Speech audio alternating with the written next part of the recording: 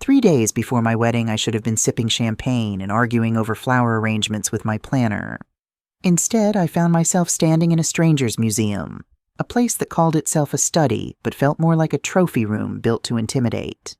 The air was heavy with old money and lemon-scented furniture polish. Mahogany walls, shelves stuffed with untouched leather-bound books, portraits of solemn ancestors in gilt frames watching from above. Even the light felt filtered through a layer of privilege. That's when I realized what this really was. A setup. I was summoned under the pretense of a final menu tasting, which was ridiculous because that had already been finalized 2 weeks ago.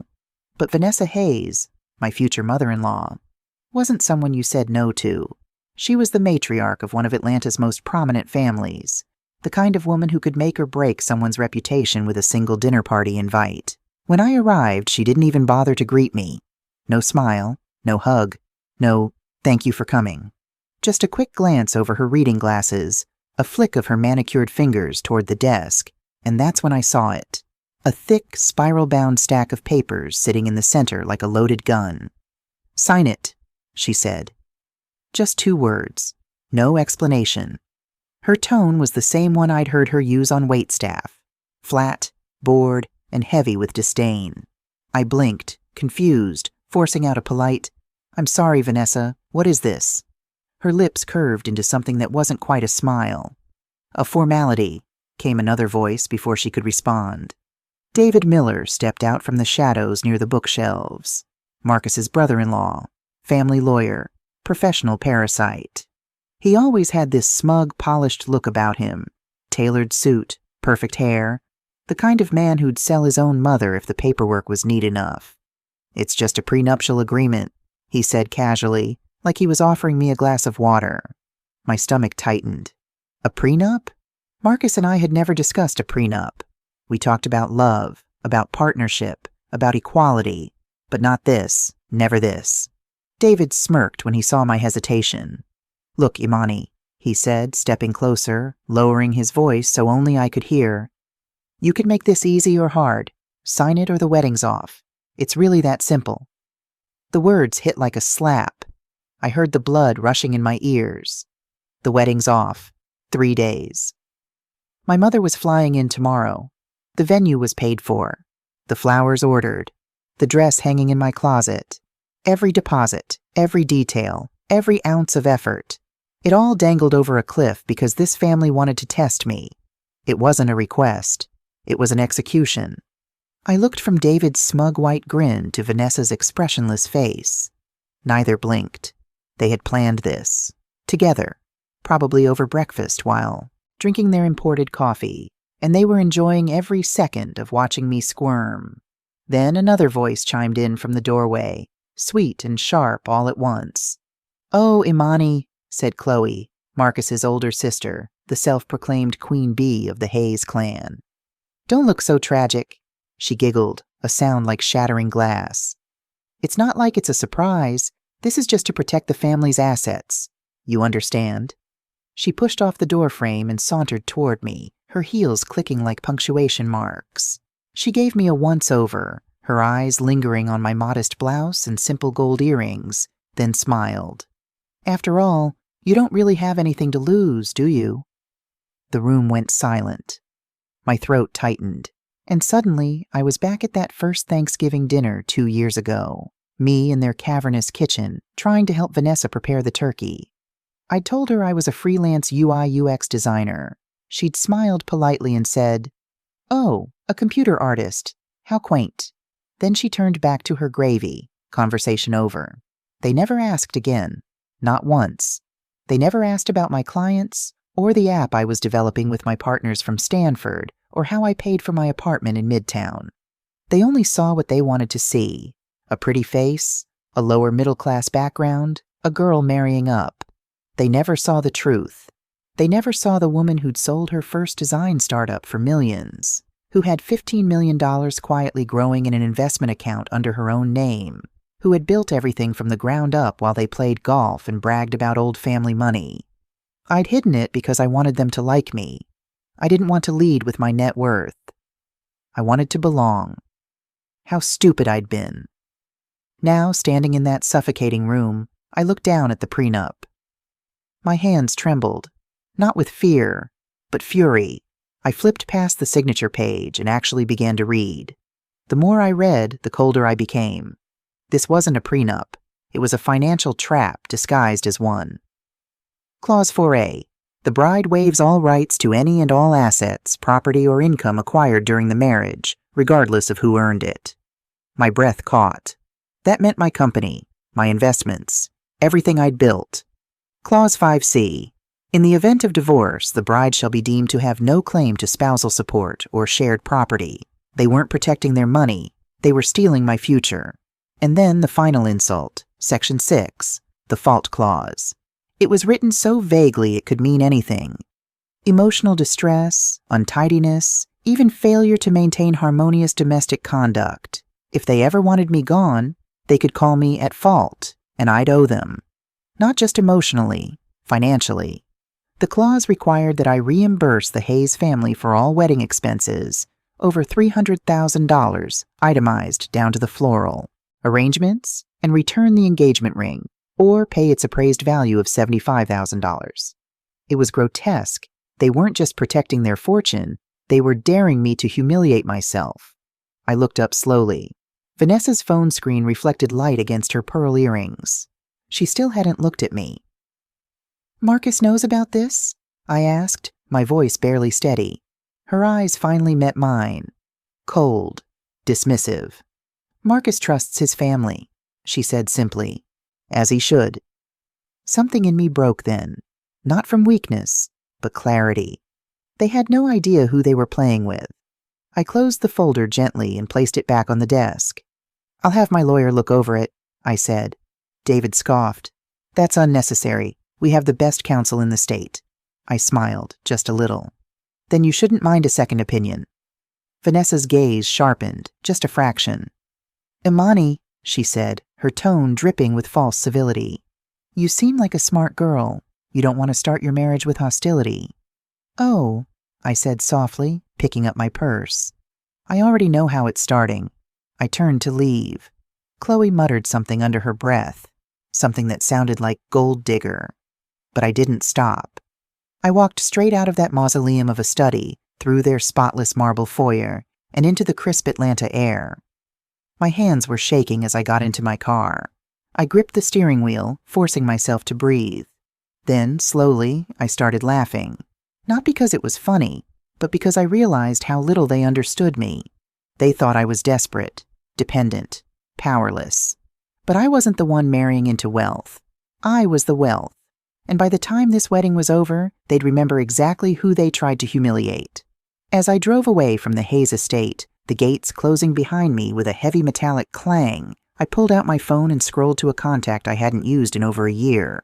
Miles Devereux, attorney. My thumb hovered over his name. Then I hit call. He answered on the second ring, his voice smooth and warm. "Imani Thompson. Haven't heard that name in a while. What can I do for you?" I took a deep breath, watching the city skyline appear in the distance. "Miles," I said, "I need you to take a look at something, and I need it done fast." There was a pause. "Wedding trouble?" "You could say that." "Send me the documents," he said immediately, "and don't sign a single thing." I wasn't planning on it. When I hung up, I felt lighter, almost giddy. The fear had burned away, replaced with something sharper. Resolve. 3 days before my wedding, I was supposed to be finalizing flowers and champagne. Instead, I was planning a counterattack. And for the first time since I met the Hayes family, I didn't feel small. I felt powerful. Because the next time I walked into that house, I wouldn't be the quiet, agreeable girl they thought they could bully. I would be the storm they never saw coming. When I got home that night, the Atlanta skyline was glowing through my penthouse windows like a line of gold fire against the dark. Most people assumed I rented this place. It was easier that way. When people think you're modest, they underestimate you. They speak freely. They show you who they are. And today, Vanessa Hayes had shown me everything I needed to know. I dropped my purse on the marble counter, kicked off my heels, and poured myself a glass of wine, an expensive Cabernet I'd bought in Napa last year during a tech conference. I took a long sip and let the warmth settle through me. The prenup sat on my kitchen island, heavy and offensive, like a weapon someone had left behind after trying to assassinate me. I stared at it for a long time. Then I laughed, softly at first, then louder, until the sound echoed through the apartment. Because the truth was, they thought they were testing my loyalty. They thought I'd crumble, that I'd cling to Marcus like a scared girl afraid to lose her golden ticket. But I was the golden ticket. They just didn't know it yet. I set down the glass and walked across the living room to my study. My workspace was minimalist but full of quiet power. Floor-to-ceiling windows, a desk that overlooked Peachtree Street, a monitor with half-finished prototypes of my newest app. The walls were covered with framed patents, each one discreetly signed I. Thompson, LLC. I unlocked my drawer and pulled out a sleek black folder labeled Bluethorn Investments. Inside were the printouts from my latest quarterly report.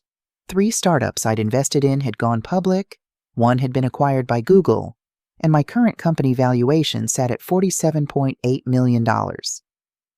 My personal liquidity? $15 million. Every penny earned, not inherited.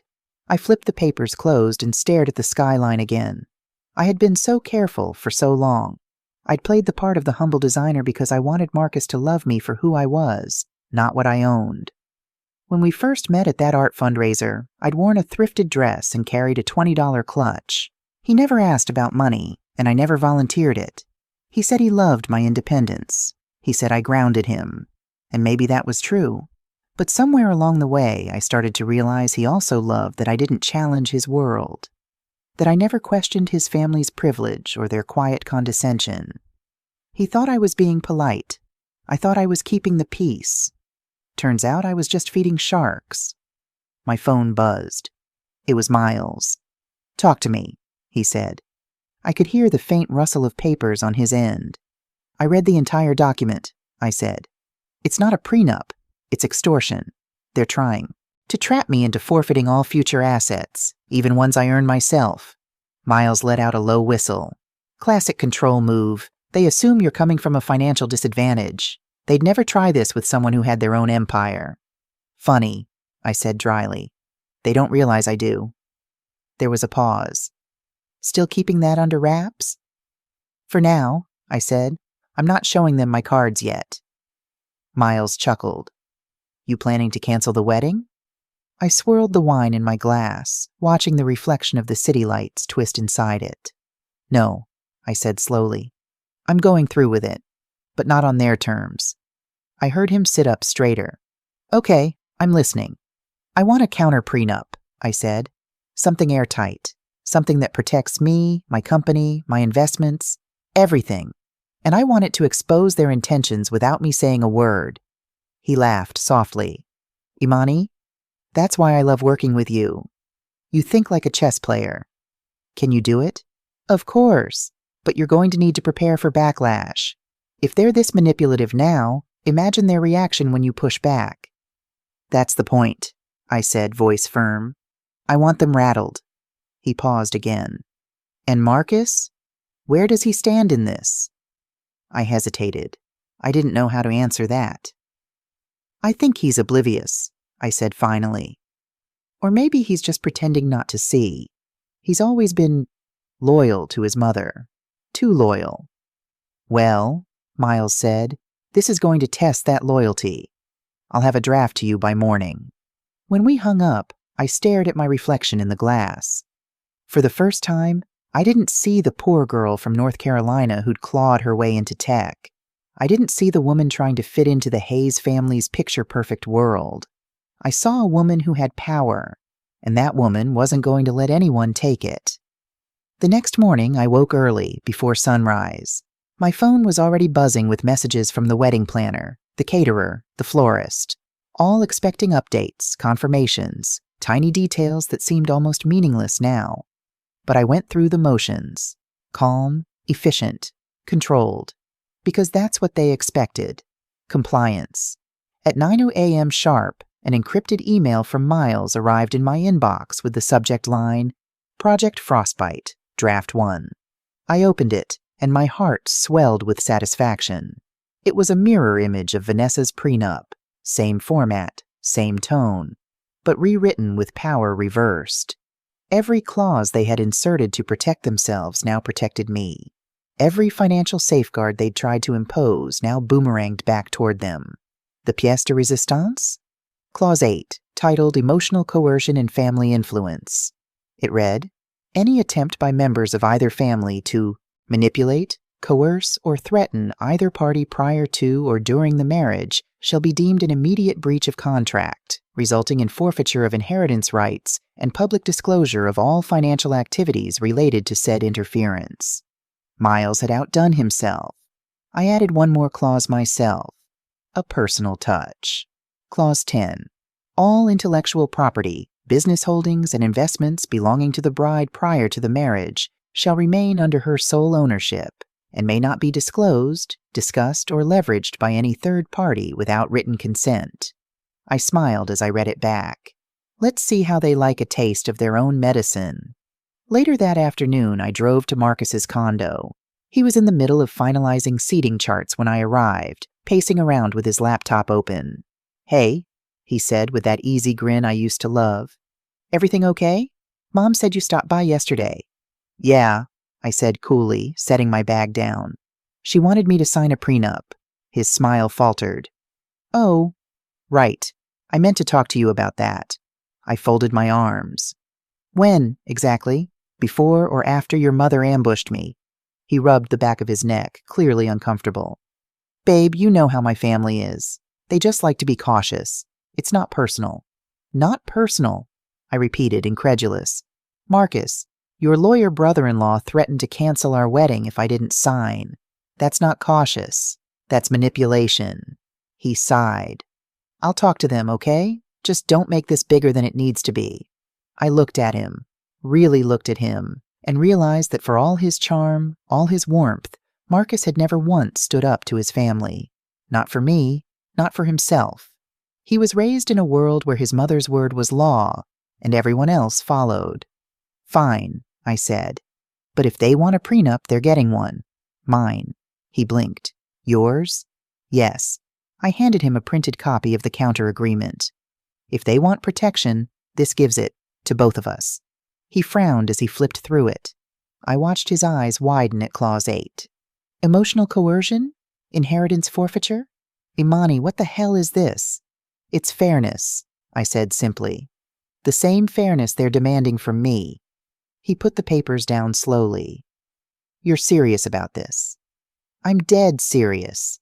There was a long silence. He finally said, "You've changed." I met his gaze. "No, Marcus. I just stopped pretending." He didn't answer, and for the first time I saw the smallest flicker of doubt in his eyes. Not about the wedding, but about who he was marrying. That night, Vanessa called me herself. Her voice was sharp and metallic through the phone. "I understand you've drafted your own agreement." "I did," I said. "You can review it with your lawyer." "You're being difficult," she said, "and ungrateful. Marcus is offering you stability and a name. Do you really want to jeopardize that?" I laughed softly. "Stability?" I repeated. "Vanessa, I am stability. You just never cared to ask." There was a pause, a real one this time. I could almost hear her calculating on the other end. "You're making a mistake, Imani," she said finally. "You're not part of this world. Don't delude yourself into thinking you can rewrite the rules." "I don't need to rewrite them," I said, voice calm. "I just stopped playing by yours." Then I hung up. That night, I sat on my balcony, watching the lights of the city flicker below. Somewhere, in a mansion across town, Vanessa Hayes was probably pacing her study, her lawyer whispering in her ear about what they could or couldn't do next. And I smiled, because I knew what was coming. They wanted me to be afraid. They wanted me to sign away my power. They wanted me small. But I'd spent my whole life building myself into something no one could take apart. 3 days before my wedding, I had been cornered. 2 days before my wedding, I had become the one setting the trap. The next move would be theirs. And I was counting on it. Because the moment the Hayes family tried to fight back, they'd reveal exactly what they feared most: losing control. And when that happened, I'd be ready, with receipts, lawyers, and 15 million reasons why they'd regret ever underestimating me. That night, before I went to bed, I checked my phone. A text from Miles had come in at 11:43 p.m. They're rattled. David requested a meeting first thing tomorrow. Congratulations, you've got them cornered. I stared at the message for a long moment, then smiled. For the first time since this whole mess began, I slept peacefully. Tomorrow I would walk into the lion's den again. But this time, I wasn't prey. This time, I was bringing fire. I woke before dawn, heart steady, mind sharper than it had been in weeks. The air inside my penthouse felt charged, alive, humming with the kind of energy that always comes right before a storm breaks. Outside, Atlanta was still half asleep, its towers glowing faintly against the mist. Today, I wasn't the bride-to-be. I was the strategist walking into battle. I dressed for war. A cream power suit, hair slicked into a low bun, no jewelry except my engagement ring. It glinted coldly under the bathroom light, a promise that suddenly felt like both armor and weapon. When I looked in the mirror, I barely recognized the woman staring back. She looked fearless. And maybe, finally, she was. By 7:30 a.m., my phone buzzed with a text from Miles. Miles, they agreed to meet at 10. Vanessa requested privacy. Expect fireworks. I smirked. Perfect. The drive. The roads were quiet. Every mile toward the Hayes estate felt like a rewind of everything I'd endured. The condescension, the patronizing smiles, the little digs about where I grew up. My mother's voice echoed faintly in my head. Never let rich people make you feel poor inside. When the mansion gates swung open, I didn't flinch this time. The guards nodded, uncertain, like they sensed a shift. The gravel driveway glimmered with dew, and the house loomed in front of me, still and self-satisfied. I parked beside a row of luxury sedans and stepped out, heels clicking against stone. The front door opened before I reached it. David stood there in another immaculate suit, smirk already in place. "Imani," he said smoothly. "Always a pleasure. Ready to clear the air?" "More than you know," I said, brushing past him. The house smelled like espresso and polished brass. Somewhere upstairs, a clock chimed 9 times. In the study, Vanessa sat behind her desk like a queen on her throne, flanked by Chloe and, to my surprise, Marcus. He looked uneasy. "Good. Thank you for coming," Vanessa said coolly. "Let's settle this unpleasantness quickly, shall we?" Miles was already there, calm, confident, his briefcase resting by his chair. "Agreed," he said. "My client's prepared to finalize terms, though not the ones you sent." David's eyebrows rose. "Excuse me?" Miles slid a folder across the table. The Hayes family crest gleamed faintly on the embossed cover. Vanessa frowned, opening it. The silence stretched thin, taut as wire. Then her lips parted in disbelief. "What is this?" "That," Miles said, "is a counter-agreement. Equivalent in scope and language to your original, but reflecting equitable protection for both parties. You'll notice clauses 4 through 8 have been refined." Chloe leaned forward, scanning the pages. Her expression soured. "This is ridiculous. Emotional coercion? Inheritance forfeiture? You can't be serious." "Oh, I'm very serious," I said softly. Vanessa's eyes snapped up to mine, cold fire flashing there. "You dare threaten my family's legacy?" I tilted my head. "I dare defend myself." Marcus shifted in his seat. "Mom, maybe we should—" "Quiet," she snapped. "Imani, you're overstepping." Miles interjected smoothly. "Actually, Mrs. Hayes, what you proposed originally was an ethical overstep of epic proportions.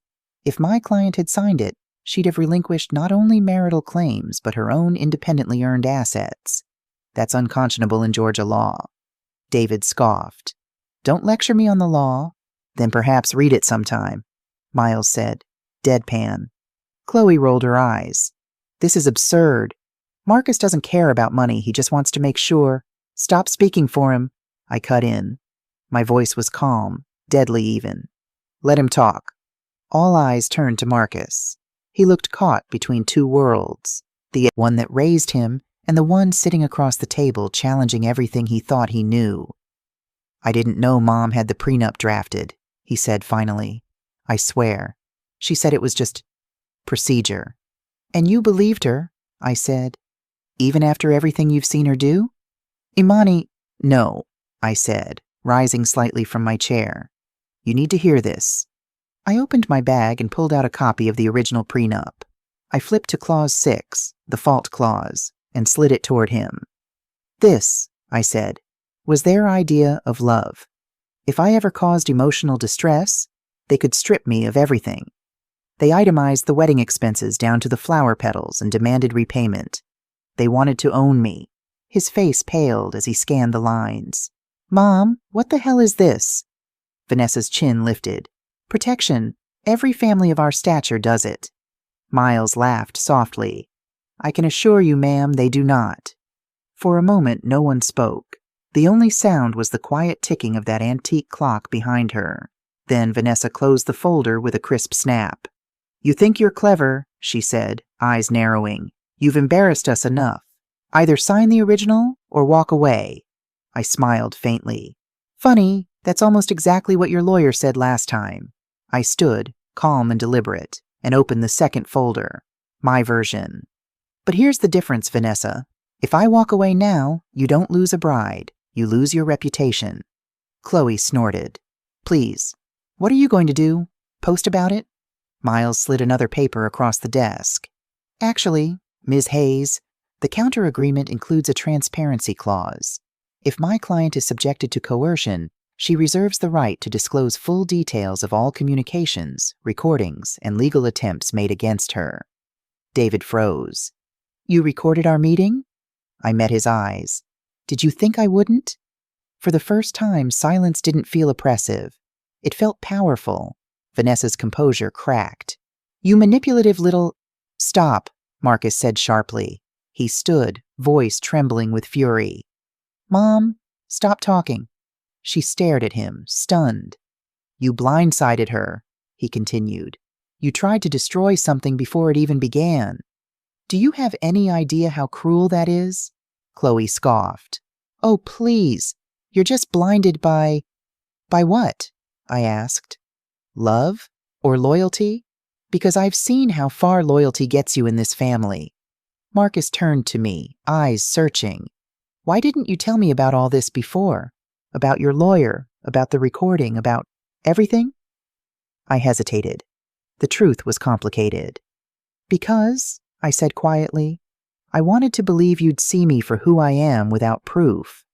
I wanted to think love was enough. And now? Now I know better. Miles cleared his throat softly. My client's offer still stands. Sign the mutual agreement and this conversation ends here.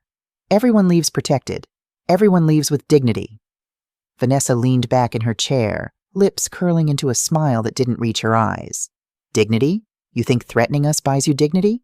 No, I said, gathering my papers. I earned that all on my own. The reveal. We were minutes from walking out when David's patience finally snapped. You know what, Vanessa? He said bitterly. Let her run. Let her think she's powerful. The Hayes family doesn't need charity cases pretending they're entrepreneurs. Miles raised an eyebrow. You might want to check your tone, counselor. But I didn't need Miles this time. I reached into my bag and pulled out a thin leather portfolio. Inside were several printed pages. Investment summaries, stock certificates, press clippings. I laid them on the desk, one by one. Bluethorn Investments, I said. Founder and majority shareholder, me. Current valuation, $47.8 million. David blinked. You're lying. Am I? I tapped one of the pages, an article from Tech South Weekly featuring my old business alias, I. Thompson LLC, after the Google acquisition. My face wasn't on it, but the paper trail was unmistakable. Chloe's mouth actually dropped. Marcus looked like someone had just pulled the ground out from under him. Imani, you're— Yes, I said simply. I'm the woman you thought was just a computer artist. The one your mother called quaint. The one your family decided wasn't worthy. Vanessa's cheeks flushed crimson. You deceived us. I protected myself, I corrected. There's a difference. Miles smiled faintly. For the record, Mrs. Hayes, your attempt to coerce my client into signing under false pretenses could qualify as duress. If she wished, we could file for damages. Vanessa's jaw tightened. You wouldn't dare. Try me, I said. For a long moment, the room was utterly still. Then Marcus exhaled shakily, stepping closer to me. Why didn't you tell me? I was going to, I said softly.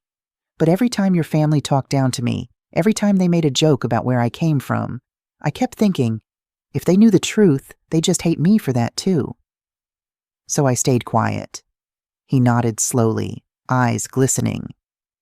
I'm sorry, he whispered. I wanted to believe him. God, part of me still did. But apologies don't rebuild trust in a day. I looked back at Vanessa, whose icy calm had returned like armor snapping into place.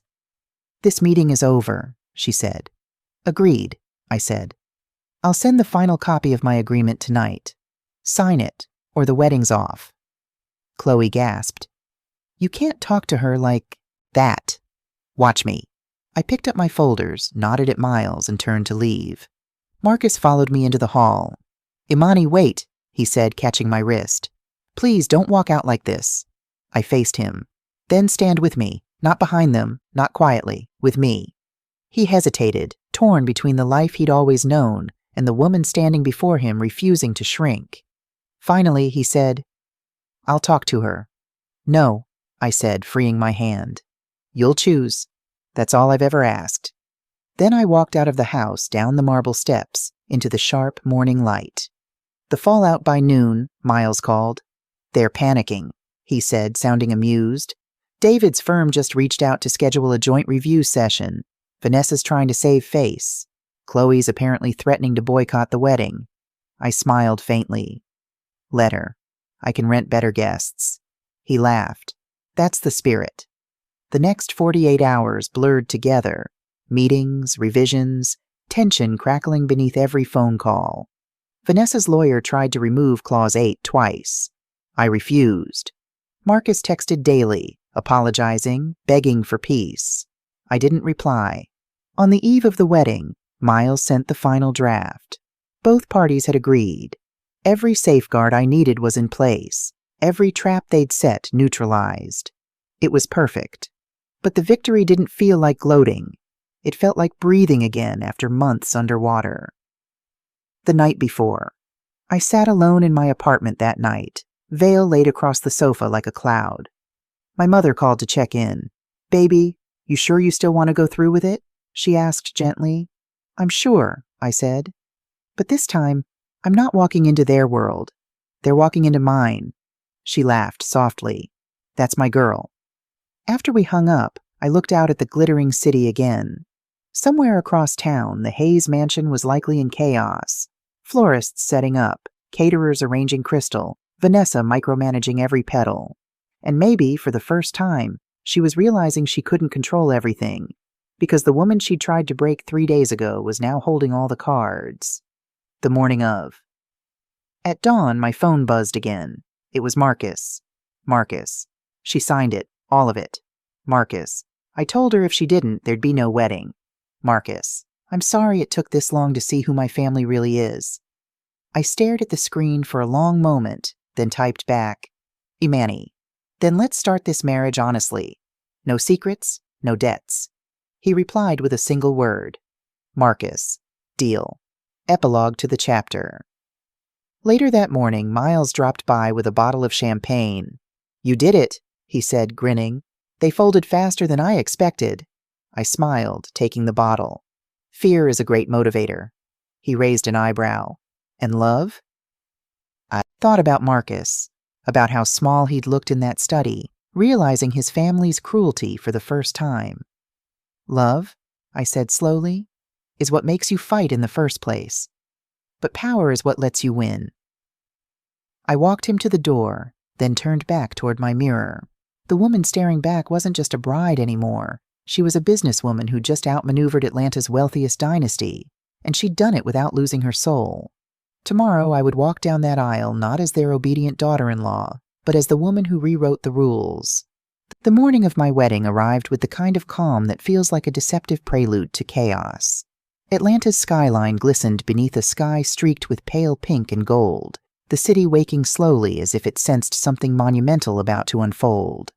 My penthouse felt like a sanctuary, every detail curated perfectly. Fresh orchids on the counter, a cashmere shawl draped over the chaise, and sunlight spilling across my custom wedding gown.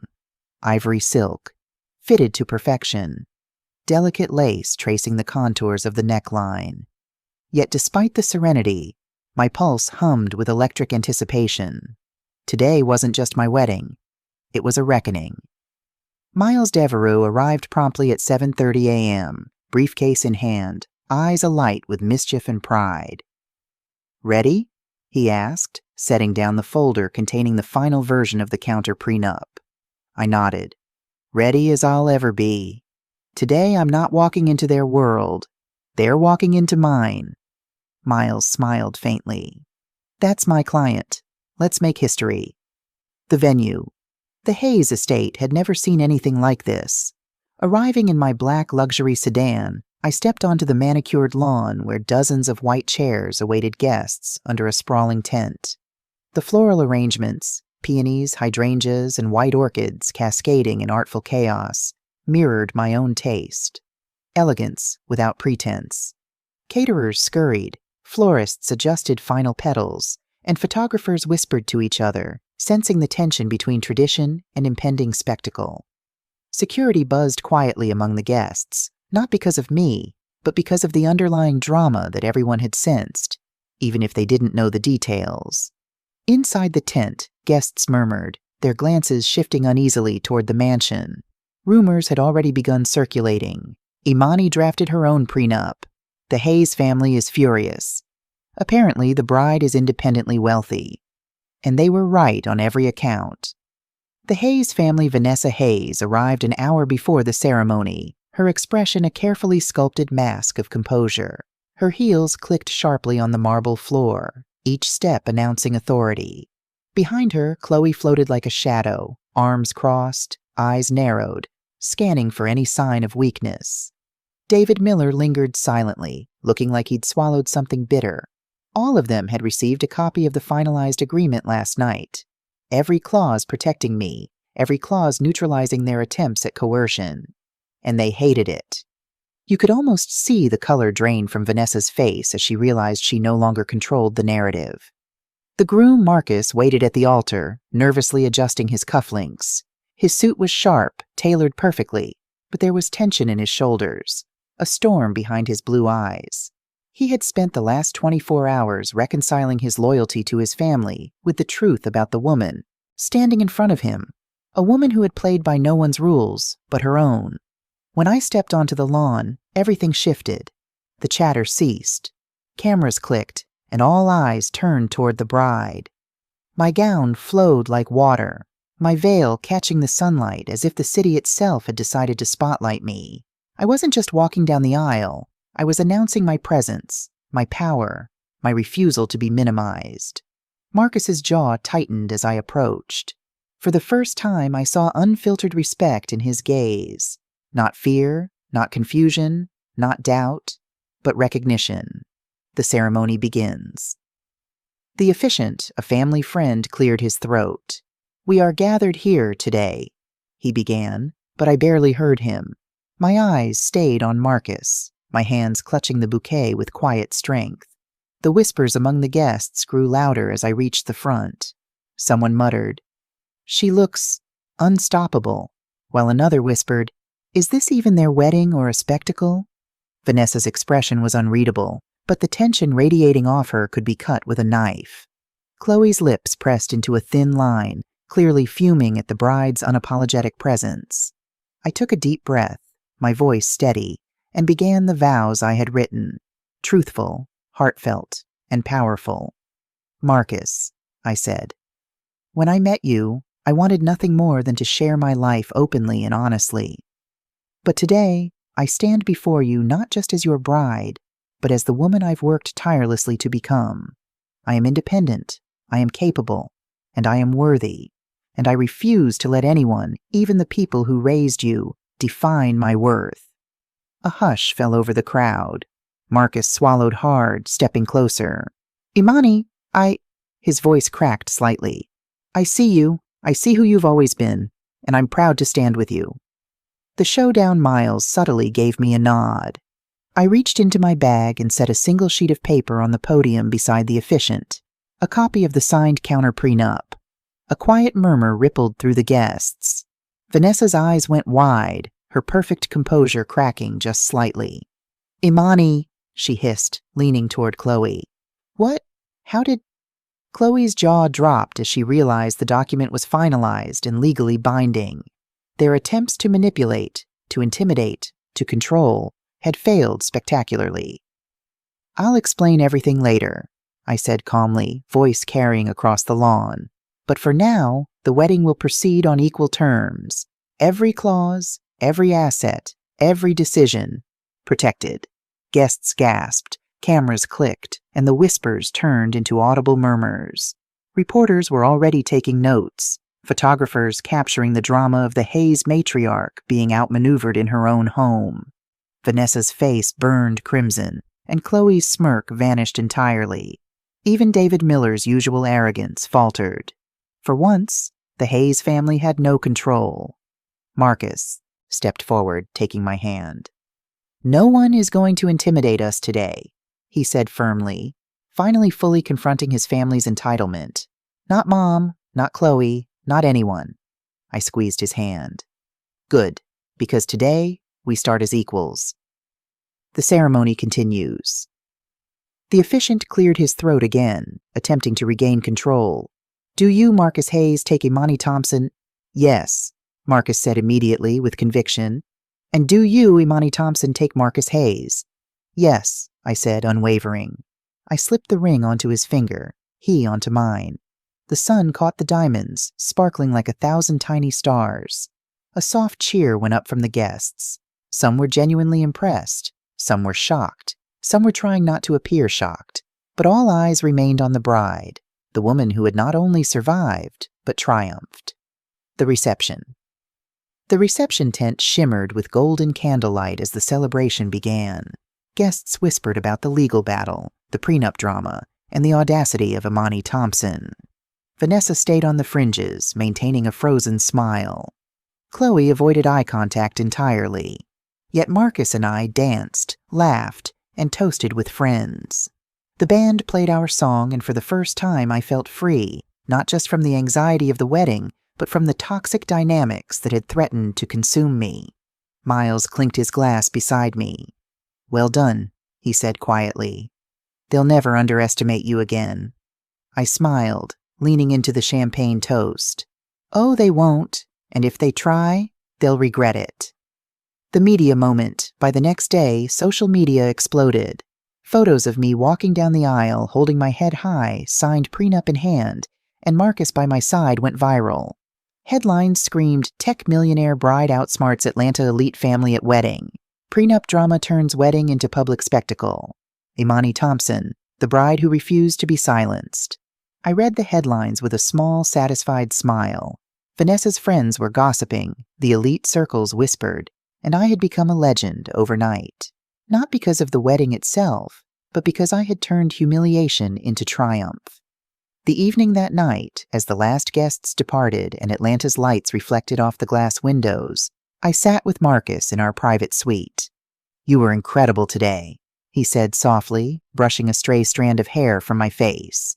"I've never seen anyone handle them like that." "I just stopped pretending," I said. He nodded, eyes still wide with awe. I think I love you even more now." I smiled, thinking about the journey from being ambushed in that study to standing victorious on my wedding day. "Tomorrow," I said, "we start our life, not theirs, ours. And if anyone tries to control us again, they'll regret it," Marcus finished, voice resolute. I leaned back, sipping the last of my champagne, and watched the Atlanta skyline. I hadn't just survived, I had conquered. Because this was more than a wedding, it was a declaration. And from this day forward, Imani Thompson would never be underestimated again. The morning after the wedding, Atlanta felt different.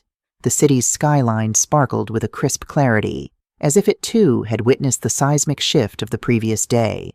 For the first time in my life, I moved without anyone questioning my worth, my authority, or my intellect. I was no longer the underestimated bride. I was a force of my own making. I woke early in our penthouse suite, the one Marcus and I would now share, watching the city stretch and yawn beneath the sunrise. The sunlight caught the diamonds on my engagement ring, glinting like a reminder. Every battle fought, every insult endured, every slight ignored, had led to this moment. I wasn't just a bride. I was a powerhouse, a woman who had claimed her place on her own terms. Miles Devereaux called promptly at 7 a.m., his voice brimming with that quiet satisfaction he always carried after a legal victory. "Good morning," he said. "I trust yesterday went well?" "It exceeded my expectations," I replied, sipping my espresso. "The Hayes family learned something crucial about power dynamics." He chuckled. "And you're about to make sure the lesson sticks." Morning strategy session. After breakfast, we convened in the study, now a sanctuary rather than a trap. Marcus had joined us, finally seeing the full scope of what his family had attempted. I spread the wedding folder and my business documents across the table. "This," I said, tapping the signed counter prenup, "is the foundation, but they need a public reminder that their manipulations have consequences." Miles leaned back, eyes glinting. "I was hoping you'd say that." I smiled faintly. "Let's make it clear to Atlanta and the world that Imani Thompson is not to be underestimated." The plan unfolds. Step 1. The media. I had personally arranged for discreet coverage during the wedding, photographers and journalists who knew exactly what had happened behind closed doors.